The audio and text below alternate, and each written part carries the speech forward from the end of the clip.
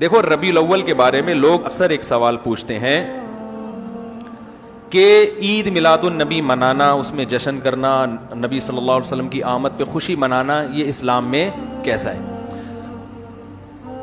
ہم رسول اللہ صلی اللہ علیہ وسلم کی سیرت دیکھتے ہیں. پہلی بات تو یہ کہ 12 ربیع الاول نبی کا یوم ولادت ہے، اس پر کوئی صحیح روایت موجود نہیں ہے. اگر ہے تو بھائی کوئی دکھا دے، بھائی یہ روایت ہے، اس کے یہ راوی ہیں، سارے ثقہ راوی ہیں. ایسی کوئی روایت موجود نہیں ہے، اور اس کی وجہ یہی ہے کہ اللہ تعالیٰ نے اپنے نبی کی ولادت کے دن کو امت سے چھپا لیا ہے تاکہ اس میں خرافات، کیونکہ پچھلی امتوں نے کیا نا اپنے انبیاء کی ولادتوں کے دن کے ساتھ.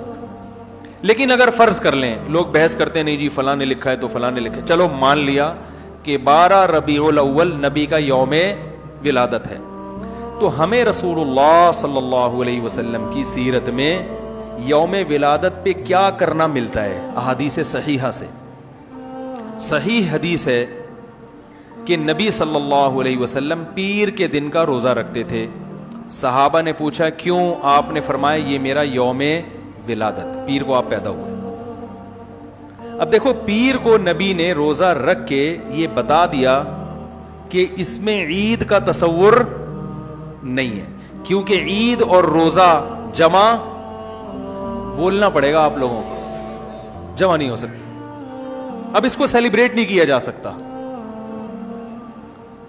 جس دن روزہ ہو جائے گا نا، اب وہ سیلیبریٹ کرنا اس کو ممکن ہے ہی نہیں، اس میں جشن کا تصور ہی ختم ہو گیا. جو ہماری عیدیں ہیں ان میں روزہ رکھنا جائز ہے. عید الفطر کو کوئی روزہ رکھے؟ بولو بھائی. اگر جس دن روزہ رکھا وہ عید نہیں ہو سکتی، جو عید ہے وہ روزے کا دن. کیا خیال ہے؟ عید اور روزہ ایک دوسرے کے کیا ہیں؟ اپوزٹ. کیونکہ عید ایک خوشی کا دن ہے اور اس کو سیلیبریٹ کرنا ہے، تو سیلیبریٹ جو کیا جاتا ہے کھا پی کے کیا جاتا ہے یا بھوکا رہ کے کیا جاتا ہے؟ تو پیر کے دن یا نبی کے یوم ولادت سے عید کا کانسیپٹ اسلام نے کھرچ کھرچ کے نکال دیا ہے کہ اس میں عید کا کانسیپٹ ہو ہی نہیں سکتا، اپوزٹ ہے اس کا، روزہ ہے.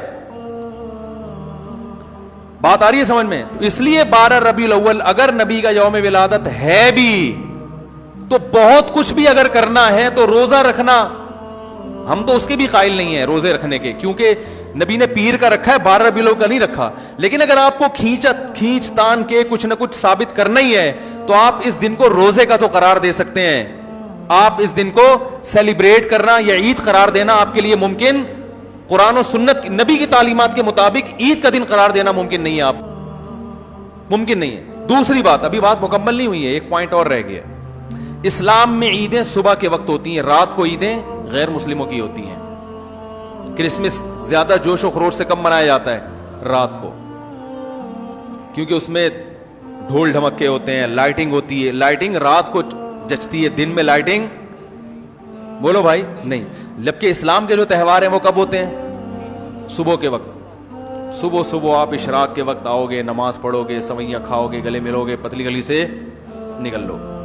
عید الاضحیٰ میں بھی صبح آؤ گے، نماز پڑھو گے، قربانی کرو گے، گوشت کھاؤ گے، ٹھیک ہے نا. یہ سب کام تبھی فقہا نے لکھا ہے کہ مغرب کی نماز کے بعد جانور کو قربان کرنا مکروہ ہے. جائز ہے مگر مکروہ، کیونکہ شاعر اسلام میں سے دن میں ہوگا. یہ رات کو شریعت نے اس لیے نہیں رکھا کہ رات کا وقت نا گناہوں کی طرف لے جاتا ہے. جب خوشی منائی جاتی ہے تو رات کو انسان ٹریک سے ہٹنے کا خطرہ زیادہ ہوتا ہے. جبکہ 12 ربیع الاول کو جو عید منائی جاتی ہے وہ دن میں زیادہ منائی جاتی ہے یا رات کو؟ ساری لائٹنگ رات کو ہوتی ہے، سارے جو نعت اور میوزک کے ساتھ وہ سب کب ہو رہا ہے؟ رات کو. یہ خود اسلام کے مزاج کے خلاف ہے. تو پتہ چلتا ہے بھائی، بہت معذرت کے ساتھ، کسی پہ طنز مقصد نہیں ہے. دیکھو اللہ اس کے رسول صلی اللہ علیہ وسلم کو فالو کرنا یہ عشق نبی ہے اصل.